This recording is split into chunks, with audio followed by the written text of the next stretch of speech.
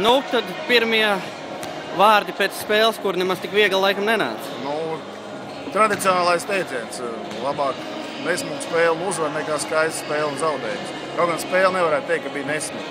Abas komandas cīnījās uzvar daudz punktus no distances, caurgājienos. Katrā gadījumā domāju, ka Universitāte parādīja tādu ļoti labu spēli.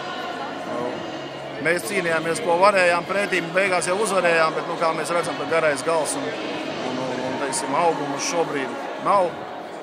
Tieši tāpēc es domāju, ka piesaistot šo viesspēlētāju no Amerikas, es domāju, ka mums groza apakš paliks spēcīgāk, un mēs noteikti spēlēsim labāk. Tieši pa viesspēlētāju. Tad, kad tu skatījies viņa video ieraksts, ko tu tur redzēji un ko tu tur vēlējies redzēt pats?